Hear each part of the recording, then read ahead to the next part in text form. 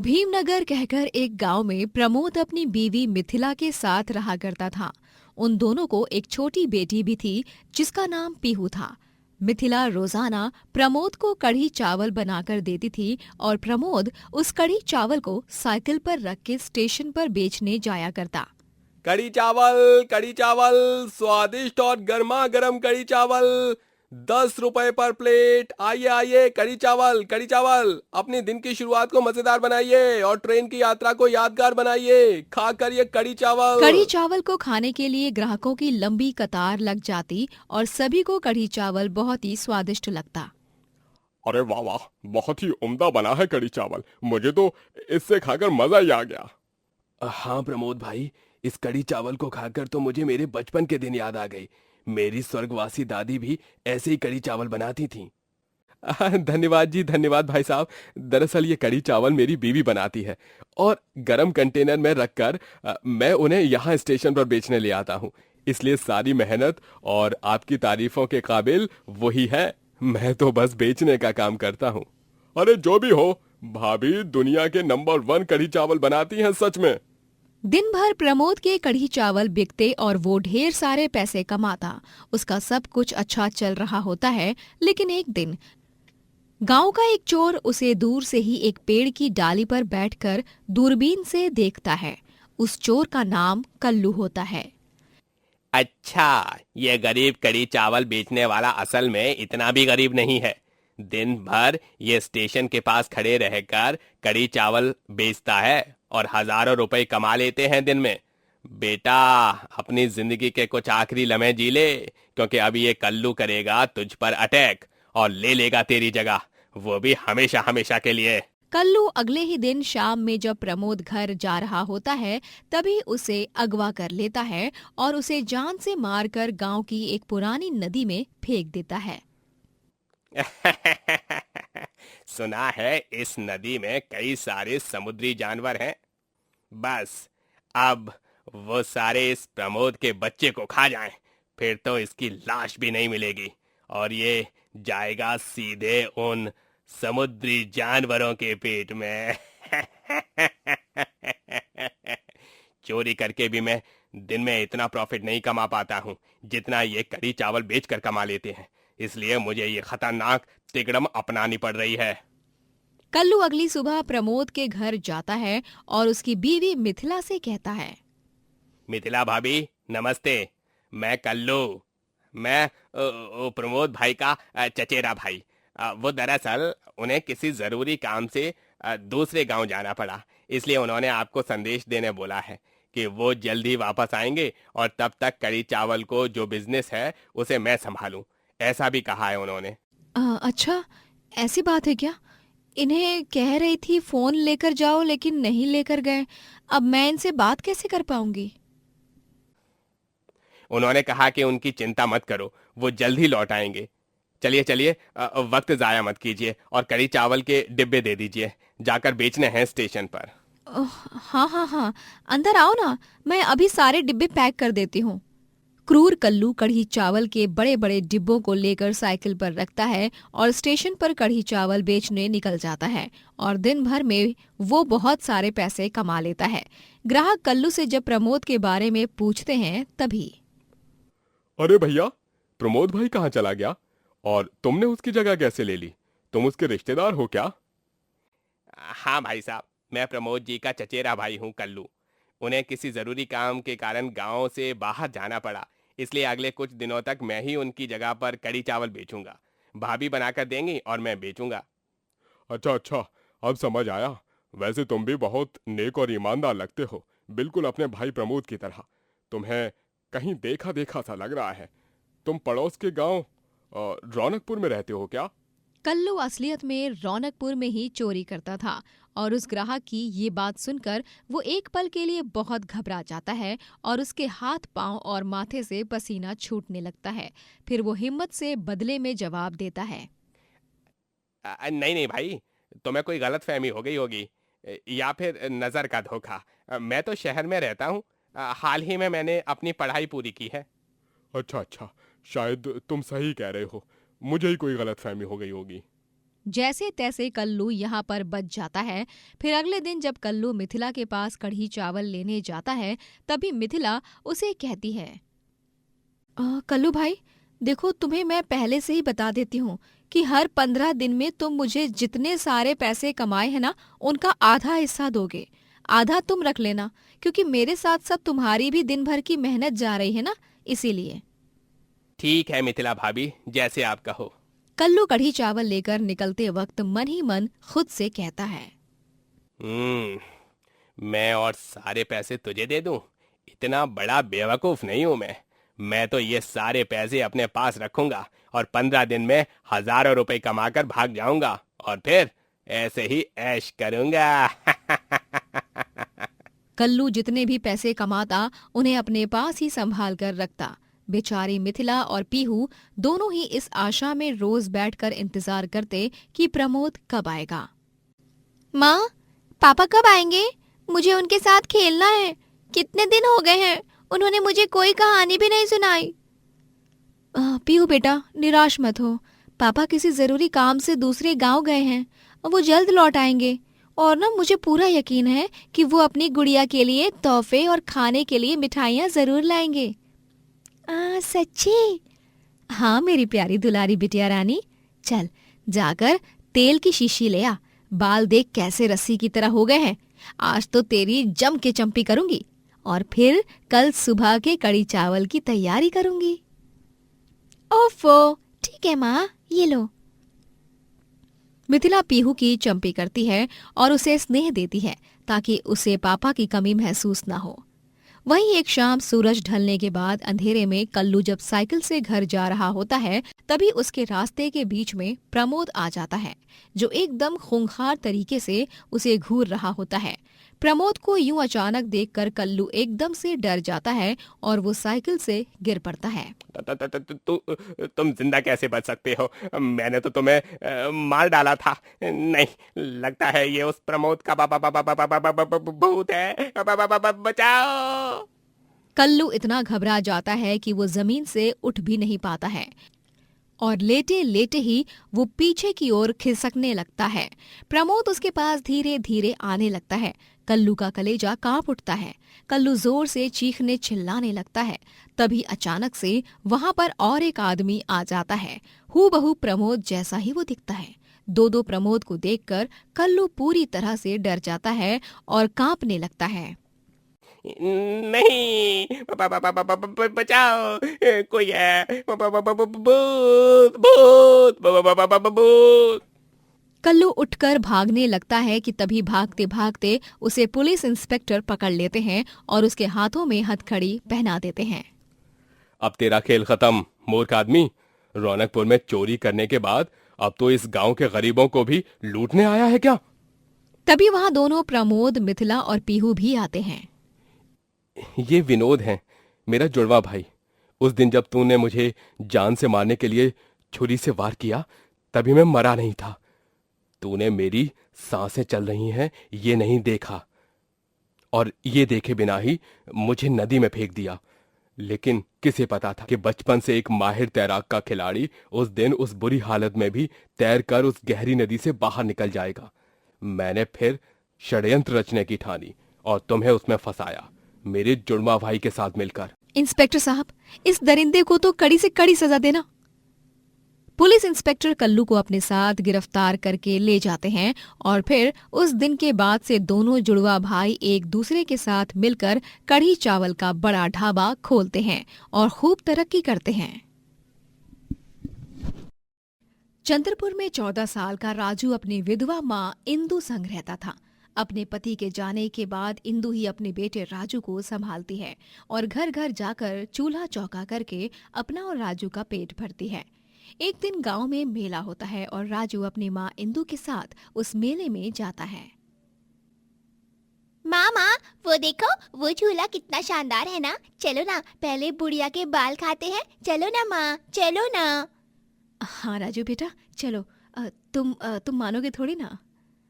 इंदु और राजू बुढ़िया के बाल खाते हैं और तभी अचानक से मेले में खिलौने के स्टॉल में आग लग जाती है, जो बुरी तरह मेले के चारों तरफ से फैलने लगती है और पूरा मेला धू धू कर जलने लगता है। सभी गांव वाले अपनी जान बचाते हुए यहाँ से वहां भागने लगते हैं। बचाओ बचाओ, आग आग!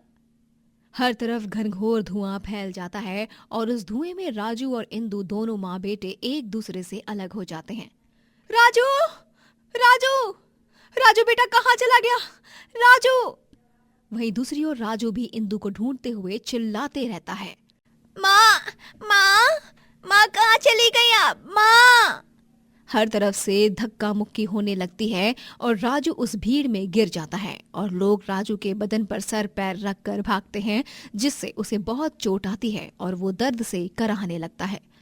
आ, आ, उस भीड़ में पुलिस सभी लोगों को बचाने लगती है और राजू भी हिम्मत करके उठता है और आगे भागने लगता है।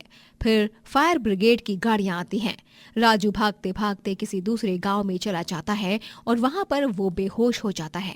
अगली सुबह जब उसकी आंख खुलती है तब वो अपने आप को कचरे में पाता है। उसके पास सिर्फ कचरा कचरा, कूड़ा ही कूड़ा फैला होता है।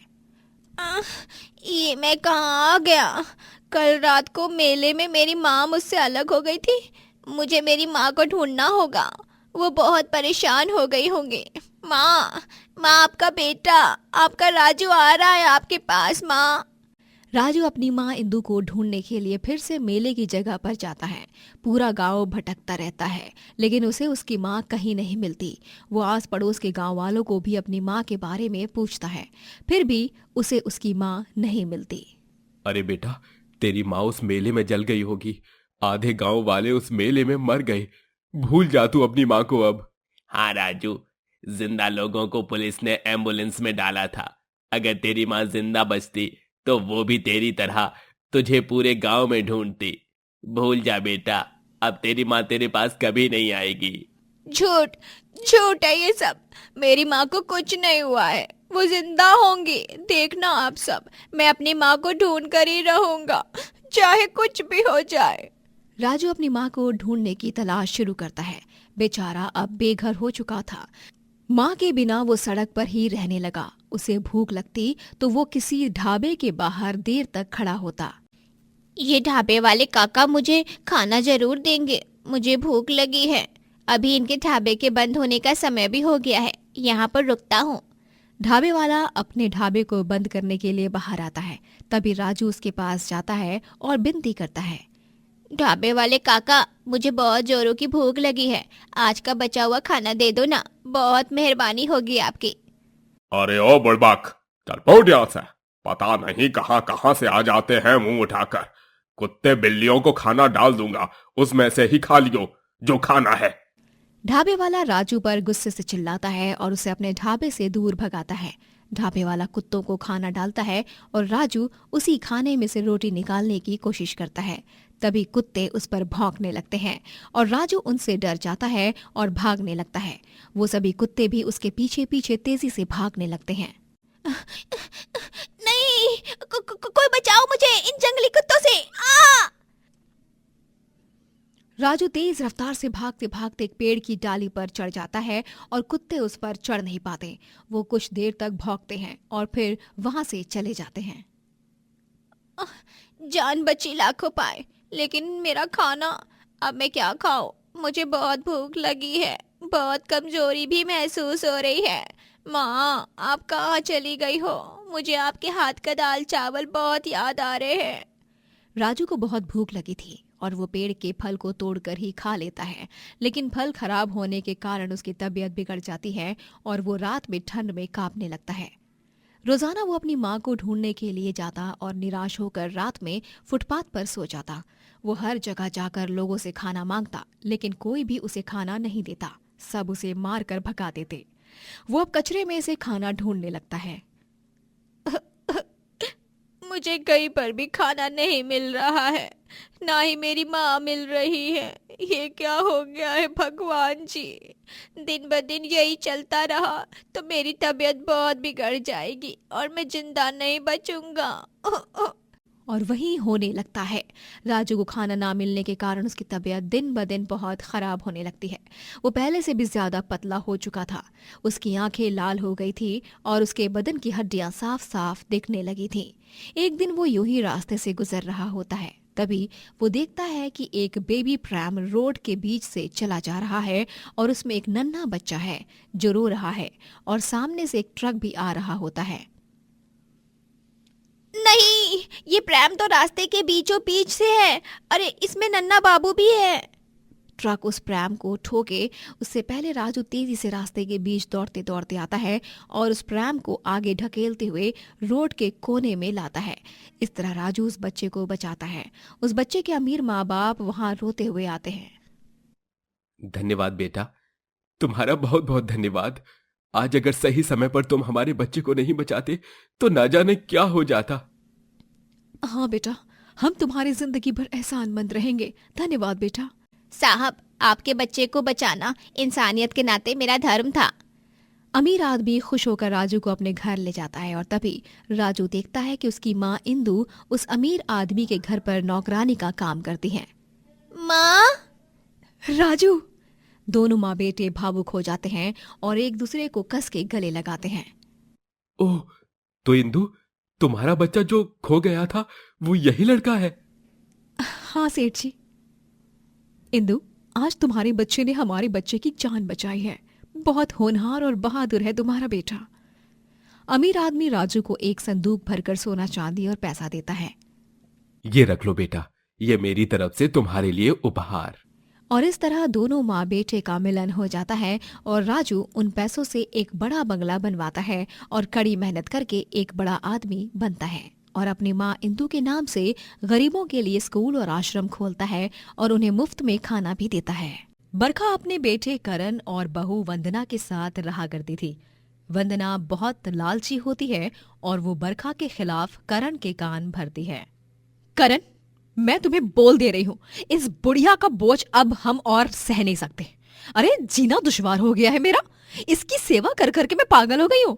तुम ही सोचो ना, ये बस कुछ दिनों की मेहमान रह गई है, लेकिन हमें हमारे आने वाले बच्चे और भविष्य के बारे में भी तो सोचना होगा ना। बोलो। हाँ वंदना, तुम सही कह रही हो। हमें भी हमारे भविष्य के बारे में सोचना पड़ेगा। माँ का बोझ मैं और सहन नहीं कर सकता। तो चालाकी से उनसे जायदाद का सारा हिस्सा तुम्हें हड़पना होगा, क्योंकि फिर हम उन्हें घर से बाहर तो निकाल देंगे लेकिन जायदाद को नहीं छोड़ेंगे, समझे? लेकिन हम ये कैसे करेंगे? तुम मत सोचो कुछ, तुम्हारी अकल तो बचपन से ही घास चरने गई है। हाँ। वंदना अब बेचारी बरखा से प्रॉपर्टी के पेपर्स पर साइन कैसे करवाऊं इसकी योजना बनाना शुरू करती है। वंदना बहू, मुझे हल्दी का दूध दे दे, बहुत खांसी आ रही है और सर्दी हो गई है। बहू, दूध में लौंग और इलायची भी डालना। ओ बढ़िया, मुझे क्या तूने अपनी नौकरानी समझ रखा है? हाँ, मैं तेरे नखरे उठाने के लिए यहाँ पर खाली नहीं बैठी हूँ तेरे लिए, समझी ना? लेकिन वंदना बहू, तू ऐसा क्यों बोल रही है? मैं तो तुझे एक सास होने के नाते ये बोल रही हूँ। चुप हो जा, तू मेरी सास नहीं है। चल चल, इस बिस्तर से उठ जा। वंदना बरखा को गुस्से से बिस्तर से उठाती है और उससे बहुत सारा काम कराती है और खुद जैसे मालकिन हो और उससे वो नौकरों की तरह काम करवाती है और खूब बुरी तरह पेश आती है। वंदना को बरखा पर इतना अत्याचार करते देख बेटा करण तक कुछ नहीं बोलता। ए बुढ़िया, चल जल्दी से हम दोनों को खाना परोस, और हाँ, अचार और दही भी लाना साथ में। ठीक है बहू, लाती हूँ। बरखा दाल मखनी बनाकर दोनों बहू बेटे को परोसती है। जो भी बोलो, तू तो कलमुही, लेकिन तेरे हाथ की दाल मखनी ने मेरे दिल को मक्खन की तरह पिघला दिया।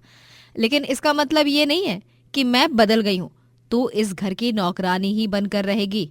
तुझे अगर यहाँ रहना है तो तुझे काम करना होगा, समझ गई? वंदना और करण पहले खाना खाते हैं और फिर उसके बाद रसोई में ठंडी फर्श पर बैठकर बरखा खाना खाती है।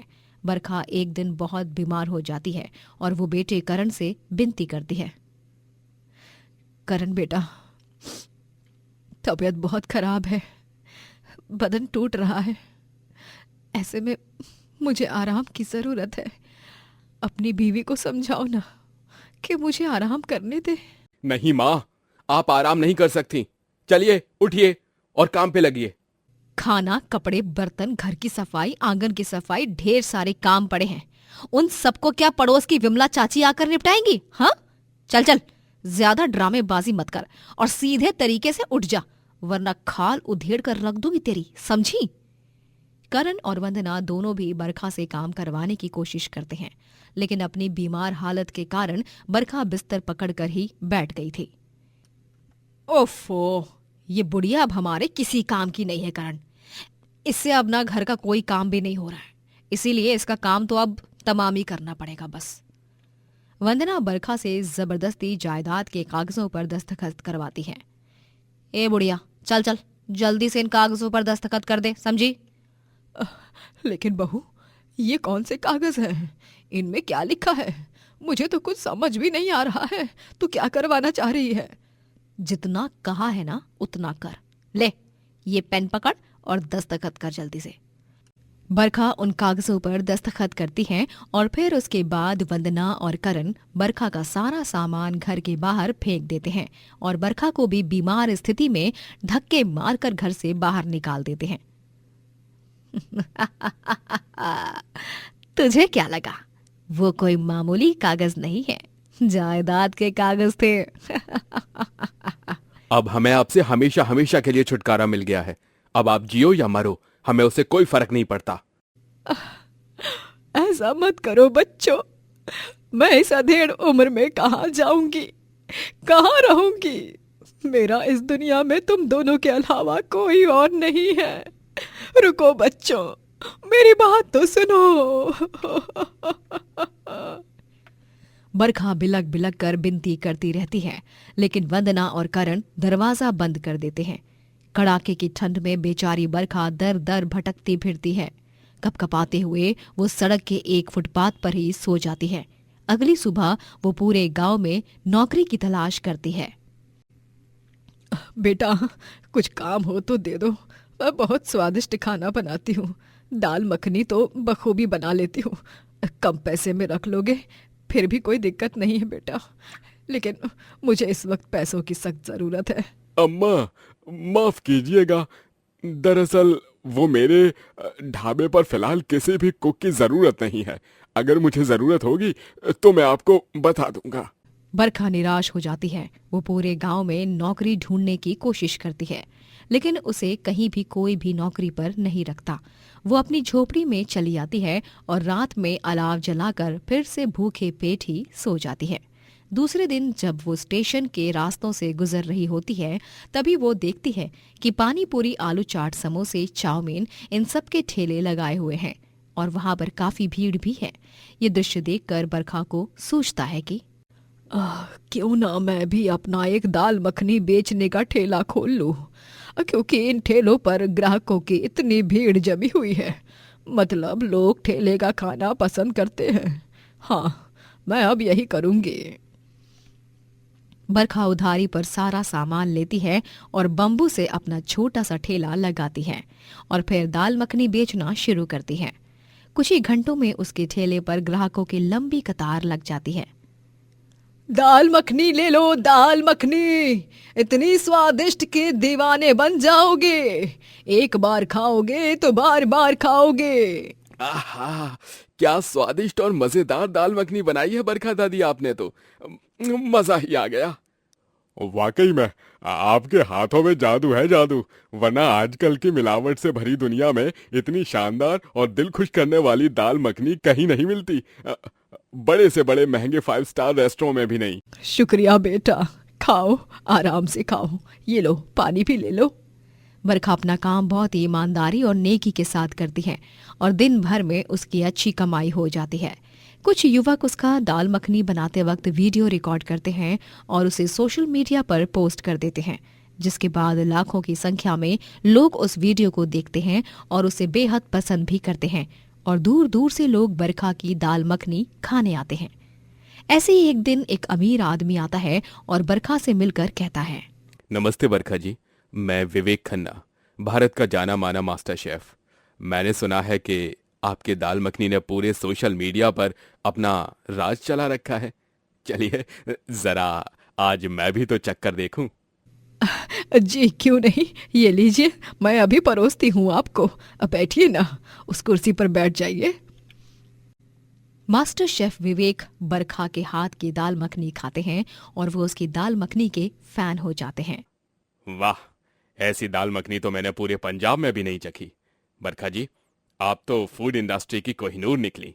आपकी जगह यहाँ पर नहीं, बड़े बड़े कुकिंग टीवी शोज में है। और फिर यहाँ से शुरू होता है बरखा के आगे बढ़ने की दास्तान। बरखा अब टीवी पर कुकिंग और रियलिटी शोज में आने लगती है और ऐसे ही बहुत सारे पैसे कमाती है। वो अपना खुद का एक बहुत बड़ा रेस्टोरेंट खोलती है जिसका नाम होता है दादी की रसोई। वहीं वंदना और करण दोनों का बिजनेस ठप हो जाता है और दोनों भी रास्ते पर आ जाते हैं। एक दिन दोनों बरखा के बड़े बंगले के बाहर भीख मांगते हुए कहते हैं, माँ जी, हमें माफ कर दो, हमने आपके साथ बहुत गलत किया। तुम दोनों ने मेरे साथ जो कुछ भी किया हो, मैं उसे कभी नहीं भूल सकती। सिक्योरिटी, इन्हें यहाँ से धक्के मार कर निकाल दो। सिक्योरिटी गार्ड्स वंदना और करण को धक्के मारकर वहां से निकाल देते हैं और बरखा अपने जीवन में भरपूर तरक्की प्राप्त करती है और अपने सपनों को पूरा करती है। प्रेमलाल और मृणालिनी दोनों की 4 बेटियां होती हैं।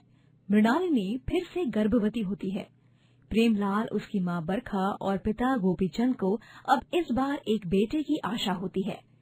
डिलीवरी का समय आता है और प्रेमलाल, बरखा और 4 बेटियां गोपीचंद बेसब्री से अस्पताल के कमरे के बाहर खुशखबरी का इंतजार कर रहे हैं कि तभी उन बच्चों के रोने की आवाज आती है और डॉक्टर बाहर कहते हैं, बधाई हो, आपको एक बेटी हुई है। हाय राम, पहले ही 4 पनौती कम थी, जो एक और पनौती को जन्म दे दिया इसको लक्ष्मी ने। हाय। अब तो कोई आस न बची बेटे की। हमारे खानदान का वारिस इस जन्म में नहीं आएगा।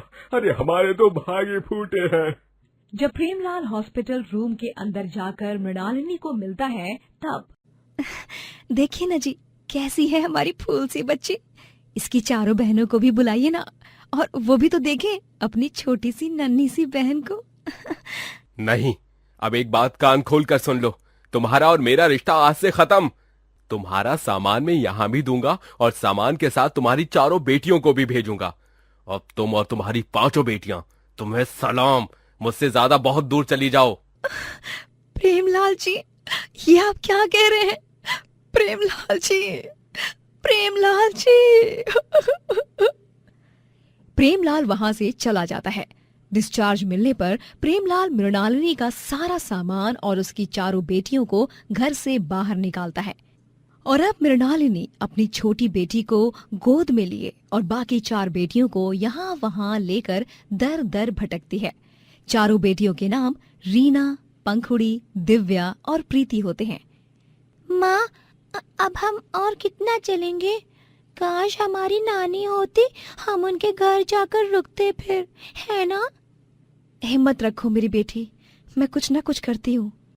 मृणालिनी अपनी बेटी को गांव के बस स्टैंड पे ले जाती है और बस में बैठाकर वो मुंबई आ जाती है।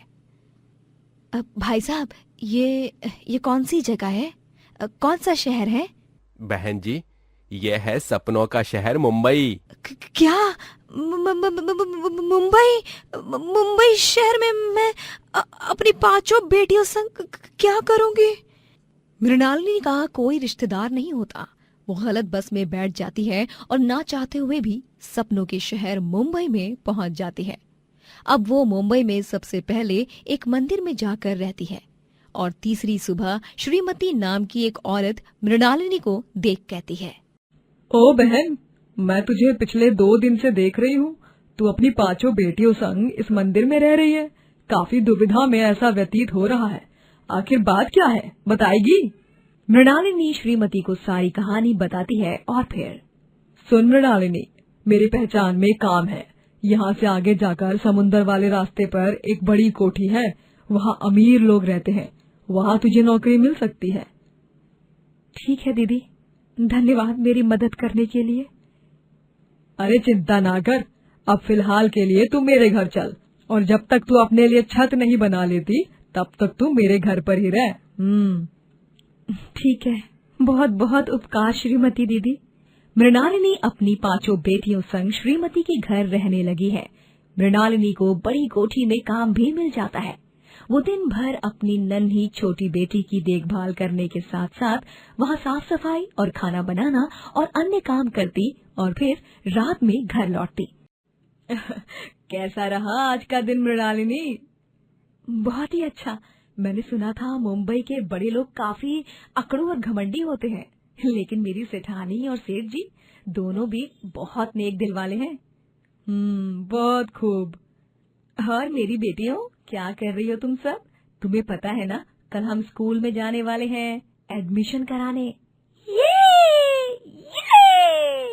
मृणालिनी अगली सुबह अपनी 4 बेटियों संग स्कूल में जाती है और उनका प्रवेश कराती है।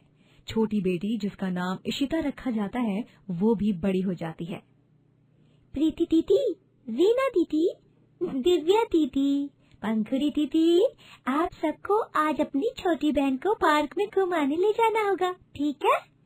ठीक है बाबा, ठीक है। सब कुछ फिर से पटरी पे आने लगता है, मानो खुशी ने फिर से मृणालिनी और उसकी 5 बेटियों के जीवन में दस्तक दी है। उसकी एक बेटी अभिनेत्री बन जाती है, एक बेटी दिव्या एक सम्मानित पुलिस अधिकारी बनती है और प्रीति एक बड़ी कंपनी में नौकरी करती है, और इशिता भी कॉलेज की पढ़ाई के साथ पार्ट टाइम जॉब करती है और उसे एक गायिका बनना होता है, तो वो जी तोड़ मेहनत करके अपनी मेहनत में लग जाती है। 5 बेटी अपने जीवन में खूब तरक्की कर रही होती हैं, लेकिन अचानक से एक दिन शहर में बाढ़ आ जाती है और उस तूफानी सैलाब में 5 बेटियां अपनी मां मृणालिनी से बिछड़ जाती हैं। बचाओ बचाओ बचाओ बचाओ बचाओ बचाओ, मेरी बच्चियों, पंखुड़ी, इशिता, प्रीति, दिव्या, रीना। किस्मत उन 5 को अपनी मां से अलग कर देती है। मृणालिनी तूफान में बहकर दूसरे गांव पहुंच जाती है। 5 बेटियां अपनी मां को हर जगह ढूंढती हैं, लेकिन उनको वो कहीं नहीं मिलती, यहाँ तक कि सरकारी कार्यालय और शिविर में भी नहीं। हमारी माँ कहाँ गई होंगी? पता नहीं। भगवान करे माँ जहाँ कहीं भी हो सही सलामत हो। माँ, माँ, रो मत इशू, हम है ना, हम 5 मिलकर हमारी माँ को ढूंढेंगे। 5 बेटी अपनी माँ को ढूंढने लग जाती हैं, लेकिन वो कहीं नहीं मिलती। समय बीत जाता है और 5 बेटियों को लगता है कि उनकी माँ मर चुकी है। वहीं मृणालिनी को भी यही लगता है कि उसने अपनी 5 बेटियों को खो दिया है। वो अब एक ढाबे पर काम करने लगती है और अकेली रहती है। मेरी बेटियां, काश वो तूफान हमारी जिंदगी में नहीं आता। 2 साल बाद रीना अपनी फिल्म का प्रचार करने एक गांव में आती है, जहां मृणालिनी भी रहती है। उस सैलाब के बाद मृणालिनी इसी गांव में आकर रहने लगी थी। रीना से मिलने बहुत ज्यादा भीड़ इस गांव में इकट्ठा हो जाती है। अरे खिसको जरा साइड में, मुझे भी देखना है कौन सी हीरोइन आई है। हाँ, चलो चलो, हम सब देखते हैं। मीना जी, आप कहाँ जा रही हैं? कोई नेता आया है क्या? नेता नहीं, एक बहुत बड़ी फिल्म स्टार आई है। अब हमारे गांव में तो कोई टीवी या अखबार नहीं है, तो हम उसका नाम नहीं जानते हैं, फिर भी फ्री फंड में देखने में क्या गुनाह है। मृणालिनी भी उन औरतों संग आगे जाती है और अपनी बेटी रीना को देख हैरान और दंग रह जाती है। माँ, रीना। रीना और मृणालिनी दोनों माँ बेटी एक दूसरे के गले लगती हैं और पूरा गांव ये दृश्य देखकर चकित हो जाता है। रीना मृणालिनी को फिर से मुंबई ले जाती है और इस तरह 5 बेटियां अपनी माँ को फिर से मिल जाती हैं। आपको पता है माँ, हमने आपको कितना मिस किया। हमें तो लगा कि आप नहीं रही। आपको पता है, मैं अपनी कंपनी की CEO बन गई हूँ। और माँ, मैं भी मेरा अस्पताल खोल रही हूँ। अब आप मिल गई हो तो आप ही मेरे अस्पताल का उद्घाटन करना, क्योंकि मेरी दुनिया, मेरे भगवान, सब कुछ आप ही हो। मुझे भी कमिश्नर की पोस्ट मिल गई है माँ। सबको जब ये बात पता चलेगी कि आप जिंदा हो और आप हम सबको फिर से मिल चली हो, तब सारा पुलिस स्टेशन खुश हो जाएगा। और एक और बड़ी खुशखबरी है, मेरी पहली फिल्म में इशिता सारे गानों को गाने वाली है। हर्रे! सच में आज मुझे अपनी 5 बेटियों पर बहुत गर्व हो रहा है। तुम्हारे पापा ने, दादी और दादू ने तुम्हें नकारा था क्योंकि तुम बेटी थी और उन्हें बेटे ही चाहिए थे। ऐसे ही अपने जीवन में आगे बढ़ो और खूब तरक्की करो। 5 बेटियां खूब तरक्की करती हैं और जब रीना की फिल्म रिलीज होती है तभी गरीब परिवार का इंटरव्यू लिया जाता है और उसे टीवी में देख प्रेमलाल, बरखा और गोपीचंद को अपने किए का बहुत पछतावा होता है। प्रताप की 2 जुड़वा बेटियां होती हैं, सिया और सयूरी। दोनों के पैदा होने के कुछ साल बाद एक भयंकर अग्नि दुर्घटना में सिया और सयूरी की मां राजश्री की मौत हो जाती है, जिसके बाद प्रताप ने ही सिया और सयूरी की देखभाल की। एक गरीब आदमी होने के बावजूद भी उसने अपनी दोनों बेटियों की हर ख्वाहिश को पूरा किया। एक रोज सिया, सयोरी, देखो बच्चों, मैं तुम दोनों के लिए बेकरी से क्रीम रोल लाया हूँ। तुम दोनों को ये बहुत पसंद है ना? हाँ पापा, धन्यवाद। आप दुनिया की सबसे अच्छे पापा हो। सिया और सयूरी दोनों में से सयूरी हमेशा से ही पढ़ाई में कमजोर थी, वहीं दूसरी ओर सिया पढ़ाई में बहुत अच्छी थी। प्रताप एक चौकीदार की ड्यूटी पर होता है। वो दिन भर एक कंस्ट्रक्शन साइट के बाहर ड्यूटी करता और फिर रात में एक बंगले के बाहर ड्यूटी करता। ऐसे ही कड़ी मेहनत करके वो अपनी बेटियों को पालता। सयूरी के कम मार्क्स देख वो उसे डांट लगाता है।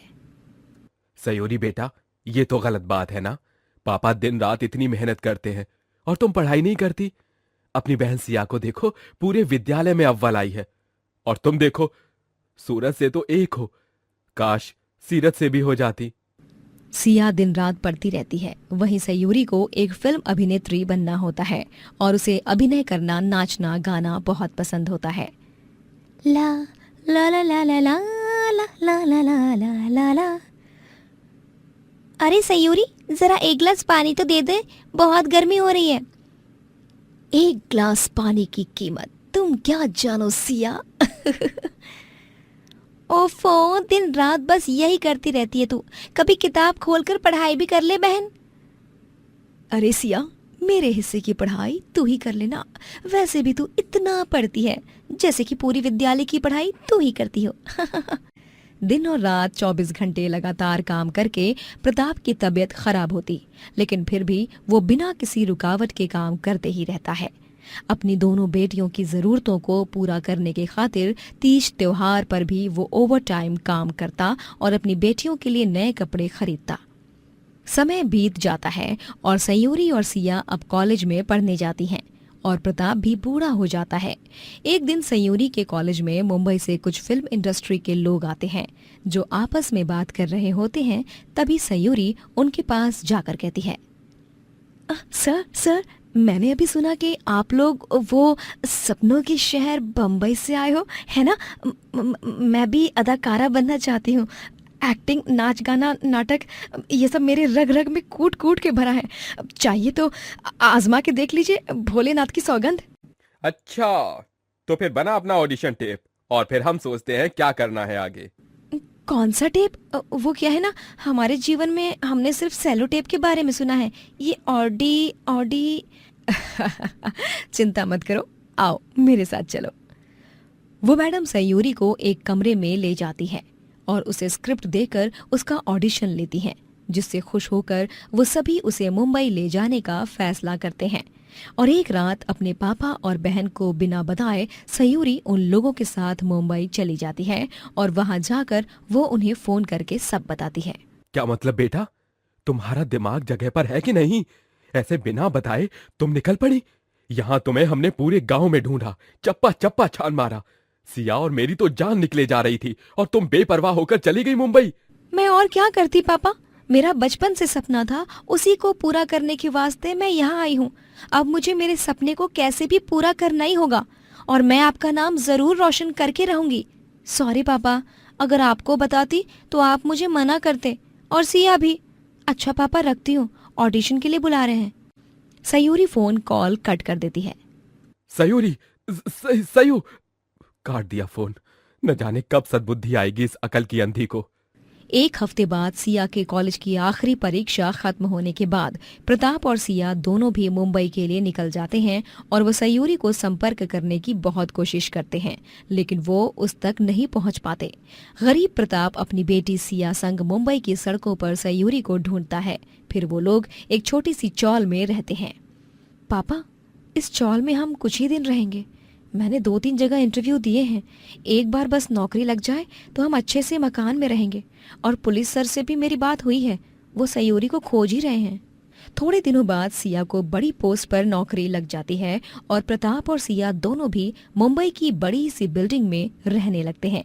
एक रोज जब सिया और प्रताप एक जगह से गुजर रहे होते हैं, तभी वो देखते हैं कि सयूरी एक फिल्म की शूटिंग कर रही है। तभी वो तीनों एक दूसरे को देखते हैं और उनकी आंखें भर आती हैं। पापा, सयूरी! सही हूँ बेटा। सयूरी प्रताप को कस के गले लगाती है और सिया को भी। फिर वो भावुक होकर कहती है, मुझे माफ कर दीजिए पापा, लेकिन आप निराश मत होइए। जिस मुकाम को हासिल करने के लिए आपकी बेटी इस माया नगरी में आई थी, आज वो मुकाम मैंने हासिल कर लिया है। मुझे अपनी पहली फिल्म मिल गई है। मैं एक हीरोइन बन गई हूँ पापा। सच? सही हो बेटा। आज मुझे तुझ पर बहुत गर्व महसूस हो रहा है। एक तरफ सिया को मुंबई की सबसे बड़ी कंपनी में नौकरी लग गई और यहाँ तूने भी आखिरकार उड़ान ले ही ली। अब तीनों का मिलन हो चुका था। तीनों एक साथ रहने लगे। सयूरी अपनी फिल्म की शूटिंग पूरी कर रही थी और सिया भी धीरे धीरे अपने जीवन में भरपूर तरक्की प्राप्त करने लगी थी। एक रात अचानक से कुछ गुंडे सयूरी का पीछा करते हैं।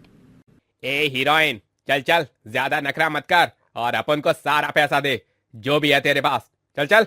कौन हो तुम लोग और क्या चाहते हो? तो दूर हो जाओ, छोड़ दो मुझे। अरे ऐसा कैसे छोड़ देने का मैडम, छोड़ने के लिए थोड़े पकड़ा है अपन। अरे चलो चलो, निकाल लो पैसा, वरना उसका अंजाम बहुत बुरा होगा।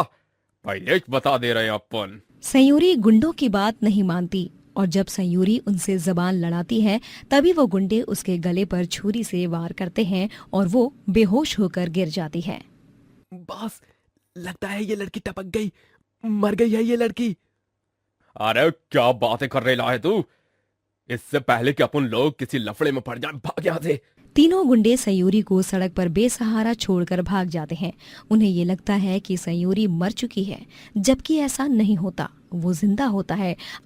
आसपास के लोग सयूरी को अस्पताल ले जाते हैं और प्रताप और सिया को भी बुलाया जाता है। फिर कुछ घंटों के बाद जब डॉक्टर बाहर आते हैं, डॉक्टर साहब, मेरी बेटी कैसी है? वो ठीक तो है ना वो? हाँ डॉक्टर, मेरी बहन को कुछ होगा तो नहीं ना?